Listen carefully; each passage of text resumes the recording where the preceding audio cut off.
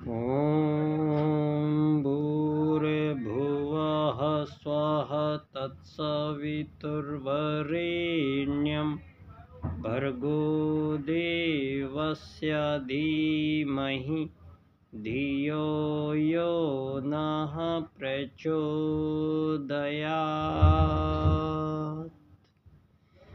परम पूज्य गुरुदेव परम वंदनीय माता जी सूक्ष्म रूप से विद्यमान हैं, नमन करता हूँ। दोस्तों, कल 25 फरवरी का दिन था और ये दिन प्रोफेसर बलराज मधोक जी का जन्मदिन कल के दिन था और अखिल भारतीय जनसंघ में सह संयोजक राजस्थान होने के नाते हमने कल प्रोफेसर बलराज मधोक जी की जयंती मनाई और कुछ विचार पीछे की तरफ दौड़ने लग गए और विचारों से ज्ञात होने की परंपरा है और जब विचार चले हैं तो उसको ज्ञात करने की ललक लालसा भी जागती है। तो कुछ प्रश्न यहाँ बार बार सामने आ रहे हैं। चूँकि राजनीति से वास्ता है तो अब राजनीति अपनी भाषा क्या बोलती है और राजनीति की भाषा के क्या परिणाम हैं और राजनीति भाषा का हमारे लिए जानना और समझना कितना आवश्यक है, ये हमें किसी भी राजनीतिक वाद से समझ में आता है। और राजनीति जो हमें ये मिली है और जिस राजनीति को हम आज जीवन में प्रयोग कर रहे हैं, ये दरअसल जो राजनीति यहाँ इस समय दुनिया को लीड कर रही है वो पश्चिम की पूंजीवादी लोकतांत्रिक प्रणाली से सारे संसार में ये मानवों को गुलाम बनाकर और उनको आज़ादी के सर्टिफिकेट काट के देने का ये विज्ञान विधान जिसको लोकतंत्र नाम दिया जा रहा है और नित नई सीमा रेखाएं धरती पर खींची जा रही है और नए नए आज़ाद देश बनाए जा रहे हैं और इन आज़ाद देशों में एक सरकार, एक जनता और वो मॉड्यूल जो इन लोगों ने इस पूंजीवाद के इम्प्लीमेंटेशन के लिए तैयार करना था, वो आर्थिक वैश्वीकरणवाद एक शब्द इन्होंने लिया है। इस आर्थिक वैश्वीकरणवाद की छाया में सारे मानव संसार को आज राजनीति से इस कदर डील किया जा रहा है कि ये राजनीति इतनी भारी पड़ गई है सारी धरती पे कि मानवों के बीच 1000 साल से युद्ध, शोषण, वध, हत्याओं का एक लंबा सिलसिला चल रहा है और इस युद्ध को ही संभवतः हम आज की राजनीति का पर्याय समझने लग गए हैं और इन युद्धों की मारामारी में, गहमा गहमी में इस विकसित, अति विकसित, अल्प विकसित, विकासशीलता की इस पूंजीवादी व्यवस्था अंतर्गत आने वाली जो विधियां हैं, उन विधियों को यहाँ पर सारे संसार में इम्प्लीमेंटेशन दिया जा रहा है। आज सारी दुनिया में धन आधारित जीवन पद्धति को अपनाने के कारण सभी आज़ाद देशों को आर्थिक वैश्वीकरणवाद की नीति से संचालित जो किया जा रहा है, सारे संसार के मानवों को ये कृत्रिम रूप से मानवों के अंतर्गत विभाजन पैदा किए गए हैं और एक ही प्रजाति के जीवों में किसी भी प्रकार की भिन्नता, विभाजनता, ये परमात्मा को स्वीकार नहीं है और परमात्मा ने मानव के प्रथम आगमन काल के समय ही जो सतयुगी काल कहलाया है, उसमें इन 2 वैदिक सूत्रों को प्रकट उस परम सत्ता परमात्मा ने सर्वप्रथम किया है। और सर्वप्रथम धरती पर आने वाली मानव जाति ने इन 2 सूत्रों को ही जाना समझा है, और इन्हीं 2 सूत्रों के कारण यहाँ मानव जीवन का प्रारंभ धरती पर हुआ है। ये 2 वैदिक सूत्र हैं, आत्मत सर्वभूतेषु और वसुधैव कुटुंबकम। यहाँ सबसे पहले राजनीति की अगर बात की जाए तो राजनीति प्रारंभ करने से पहले, यहाँ कोई भी बात समझने से पहले यहाँ 2 वैदिक सूत्रों को जान लेना सबसे पहले आवश्यक है। कि प्रथम वैदिक सूत्र जिसने संपूर्ण जीवों को धरती पर जिनका आगमन हुआ है, आत्मत सर्वभूतेषु, इस सूत्र में मानव जाति को भी और मानव के साथ साथ संपूर्ण जीव प्रजातियों को भी अपने स्वयं का ज्ञान, अपने आप का ज्ञान, अपने होने का ज्ञान, अपने होने का प्रमाण, ये जानना आवश्यक है। उससे आगे ही ये बात की जा सकती है कि आखिर अब मानव क्या करेगा। तो उससे पहले, करने से पहले ये जानना आवश्यक है कि मानव वस्तुतः है कौन। और इसी प्रश्न का उत्तर यहाँ वेदों ने सबसे पहले दिया है कि मानव मूल रूप से एक आत्मा है।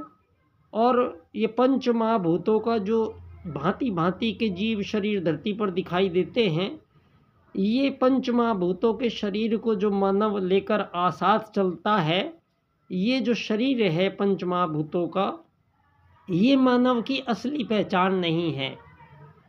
तो मानव इस शरीर के अंदर निवास करने वाली सत्ता का नाम है। और ये शरीर एक केवल उसका औजार है, आत्मा को अपने जीवन यापन करने का ये हथियार है। और ये जो देह है, ये शरीर है, ये एक आत्मा की जीवन यात्रा है। तो यहाँ शरीर जो है, शरीर की धरती पर एक ही अधिकार है कि ये धरती का एक यात्री है, मेहमान है।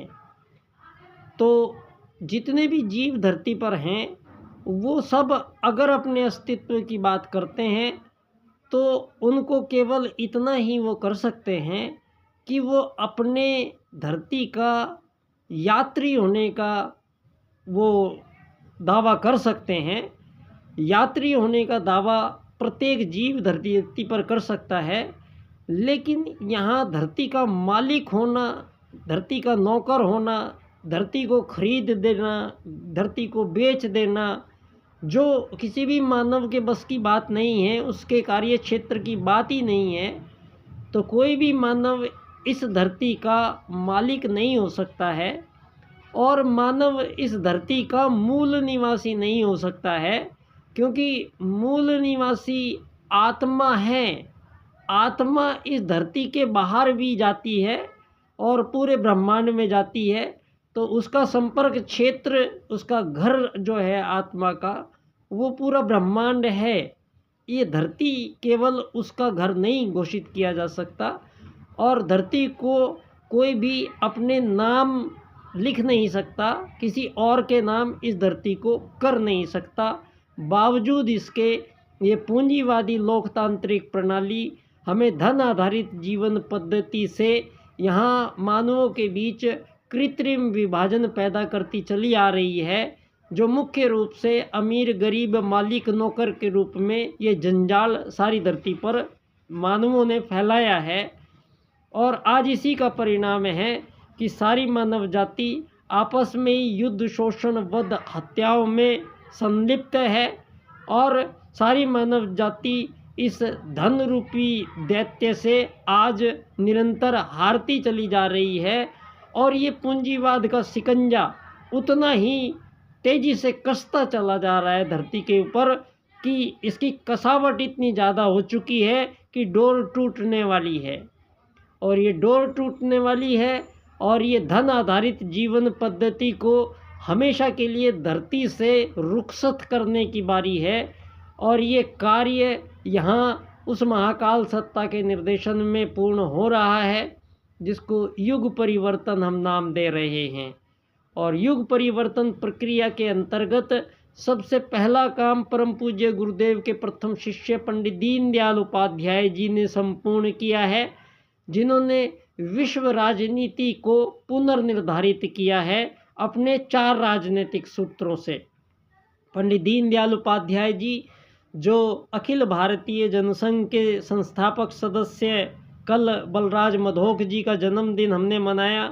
बलराज मधोक जी दूसरे वो व्यक्ति हैं जो जनसंघ के पहले दिन से और जनसंघ के अंतिम दिनों तक इस जनसंघ के साथ रहे।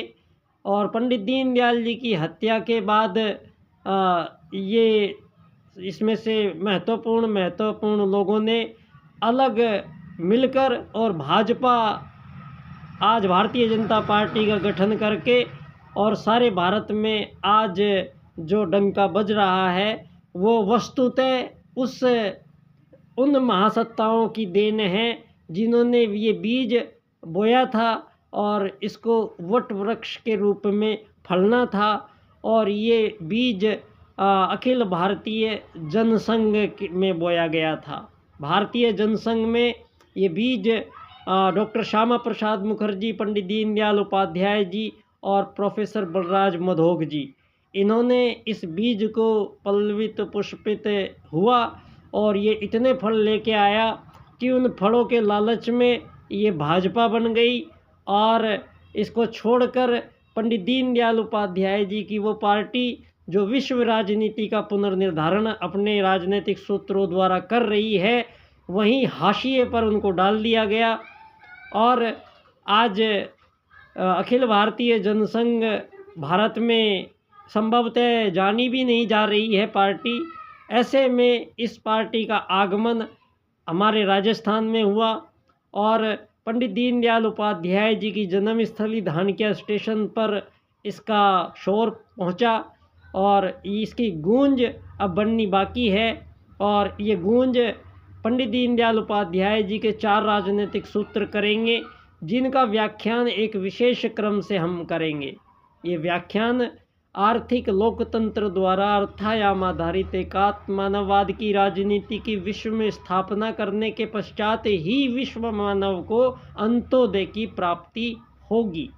जब ऐसा होगा, ना कोई अमीर होगा, ना कोई गरीब होगा, ना कोई मालिक बनेगा, ना कोई नौकर बनेगा, ना कोई गुलाम होगा, ना कोई आज़ादी के सर्टिफिकेट बांट के यहाँ देने पड़ेंगे। और मानव को एक यात्री मानते हुए सारी राजनीति का पुनर्निर्धारण दोबारा से संपन्न हुआ है।